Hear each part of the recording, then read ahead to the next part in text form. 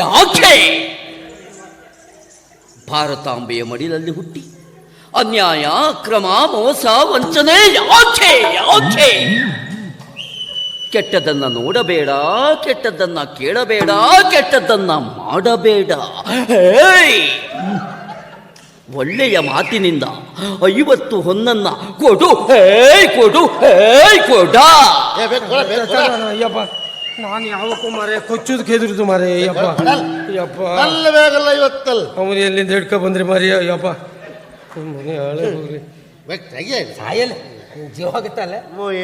ನೀನು ಹೇಣ ಹೇಣ ಒಳ್ಳೆ ನ್ಯಾಯ ಮರ್ಯಾರ ಹಾಗೆ. ಆದ್ರೆ 50 ಕೊಡ್ಸಿದ್ರಿ, ಸ್ವಲ್ಪ ಖರ್ಚಿಗೆ ತಾಪತ್ರ ಉಂಟು. ಹಾ 25 ಕಡಿಮೆ ಆಗ್ತದೆ ಮರ. ಈಗ ಕೊಡ್ಸಿ ಮತ್ತೆ ನಾನು ಹೇಳ್ತೇನೆ ನಿಮಗೆ ಅಂತ ಹೇಳಿ. ಮುಗಿಯಲಿಲ್ಲ.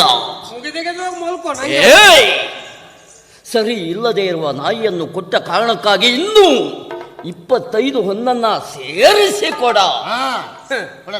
25 ಖಂಡಿತ ಕೊಡ್ತೇನೆ. ನನಗೂ ಜೀವನದಲ್ಲಿ ಅನ್ಯಾಯ ಆಗಿದೆ. ಹೌದು, ನಂಗೂ ಒಂದು ಸಣ್ಣ ನಾಯ ಕೊಡಿಸ್ತು ಸ್ವಾಮಿ. ಏನಾಯ್ತು?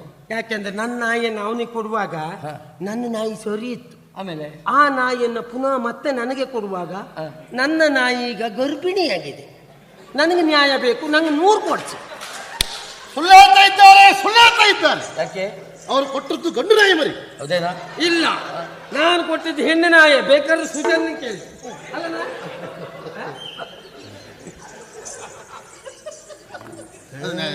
ನಂಗೆ ಕೊಲಿಸ್ತೇವ 100 ಮಾಡ್ತಾಳೆ. ನಮ್ಮಲ್ಲಿಯ ವ್ಯವಸ್ಥೆಯೇ ಹಾಗೆ. ಒಂದು ಕೊಂಡರೆ 4 ಉಚಿತ.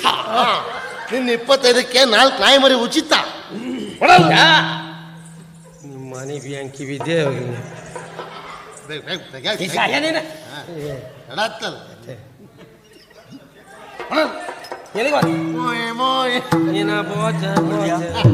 ಇನ್ನು ಎಂಥದ್ದೇ ಸಂದರ್ಭ ಅನ್ಯಾಯ ಆದಲ್ಲಿ ನಾನಿದ್ದೆ. ಅಂತ ಕತೆ ಬಹಳ ಉಂಟು, ಹೇಳ್ಕೊಳ್ಳ. ಆ ಸನ್ನಿವೇಶಕ್ಕೆ ನಾನು ಮಾತ್ರ ಇಲ್ಲ ಅಷ್ಟೇ.